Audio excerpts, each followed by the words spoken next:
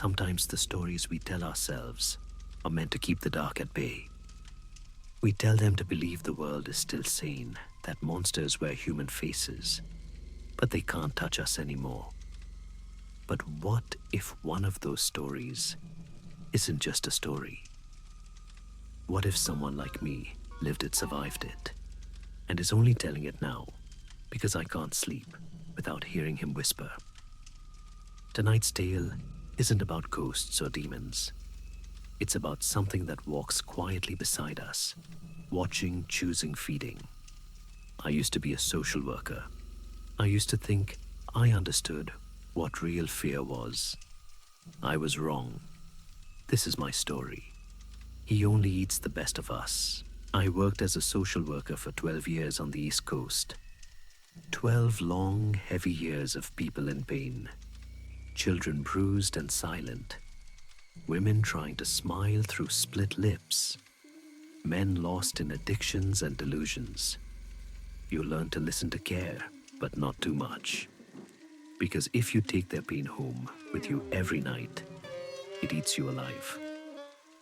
I was good at separating it. At least I thought I was. Until I met her. 5 months before I quit, I met a girl who shattered that wall completely. Her name was Hattie McGovern. She was a college student, barely 20. When I first saw her in the hospital, she looked hollow. They said she'd been attacked the night before crossing through the park on her way home. Her scalp was covered in cuts and abrasions. But what she said to me that day, none of it made sense. When I finished explaining her recovery options, I asked if she wanted to talk about what happened. She looked at me with wide, frightened eyes and nodded. Her voice was a trembling whisper when she began. She told me she'd been walking quickly through the park, late for a shower, and plans with friends. It was quiet, too quiet, when she realized someone was moving beside her. Not behind her. Beside her, about 50 feet away. An older man, pale skin, bald head. He wasn't walking on the path, he was striding through the grass, stepping over benches and hedges like they weren't even there. Never slowing, never looking where he stepped. Just keeping pace with her and smiling. She said his smile looked wrong, stretched too wide, like his face didn't know how to stop. It made him look like a skull. She walked faster, refusing to run, like running from a bear, she said. You don't show fear. You just get away. When she glanced ahead, there was no one else in sight. When she looked back, he was gone. And then a hand plunged into her hair. She hit the ground hard. The man was on top of her, one hand gripping her throat, the other yanking her by the hair. She tried to scream, but he spat in her face, a thick, foul-smelling blob that stung her eyes. And instantly, she couldn't move. The doctors said it was shock. She swore it wasn't. She said the moment that spit hit her skin, she went completely numb. She could feel everything, but her body wouldn't obey her anymore. Then he reached into his pocket and pulled out a straight razor. He didn't say a word. He just smiled that awful smile and started cutting her hair. I asked if it hurt. She laughed that broken kind of laugh that sounds more like crying. Yes, she said, but that wasn't the worst part. The worst part was feeling him take a piece of me away. He held her down and scraped at her scalp until her golden curls lay in bloody clumps on the grass. When he rolled her over to cut the back, she started to feel her fingers twitch again, tiny sparks of movement. She waited, pretending to stay paralyzed. She thought maybe when he finished, she could crawl away. But when he was done, he didn't leave. He sat beside her, scooped up the pile of her hair, and began to eat it, fistfuls of it, chewing, choking, swallowing. His face twisted and shook as strands hung from his mouth, like strings of gold and blood. The sound of it, wet and gasping, made her want to die just so she wouldn't have to hear it anymore. And then he collapsed. She said he fell to his knees, convulsing, like he was choking to death. For a moment, she hoped he was. When she finally managed to crawl a few feet away, she looked back.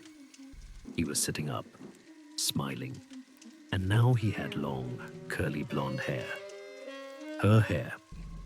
When she told me that, she started crying again, softly, like the sound of paper tearing. I didn't know what to say. I told her she was safe now. She nodded, but I could tell she didn't believe me. A few weeks later, she went back home to Wisconsin. I checked on her through her counselor, who said her wounds had healed, but her hair wouldn't grow back. At all. That stayed with me. A month later, I was walking home from work when my usual bus line got shut down. I took another route through an older part of town. Run-down buildings, cracked sidewalks, graffiti everywhere. And that's when I saw it. Painted in dark red across the wall of an underpass. He only eats the best of us. If I'd seen that a year earlier, I would have laughed. Some edgy teenager's idea of poetry. But standing there under that bridge, the words burned into me. I thought of Hattie, of her golden hair, and I walked faster. When I reached the next block, I looked back. There in the shadows beneath the bridge stood a thin man with long, flowing blonde hair. He was smiling. I ran. I didn't think. I ran until I reached the bus stop and climbed aboard the first one that came. It was half empty, dimly lit, and I sat in the middle, trying to calm down. Maybe I'd imagined it. Maybe I was just tired. The steady hum of the bus made me drowsy. I told myself I'd close my eyes just for a moment.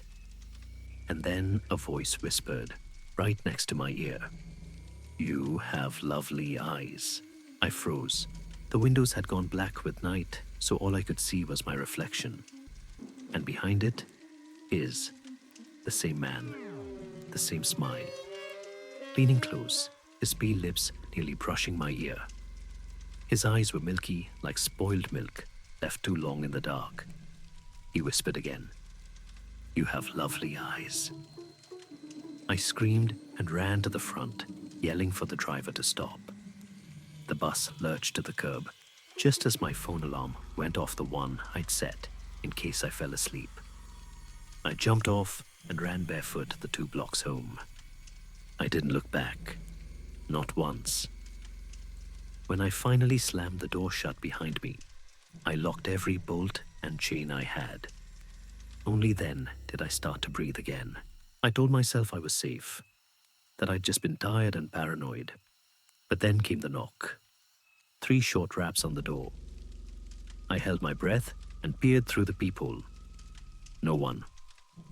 I waited, and then another knock.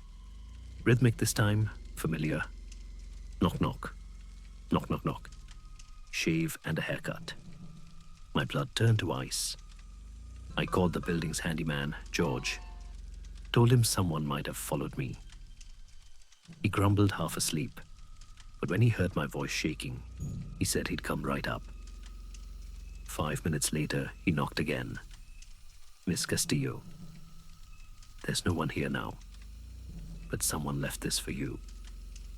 He slid something through the crack in the door, a heavy, cold object, a spoon.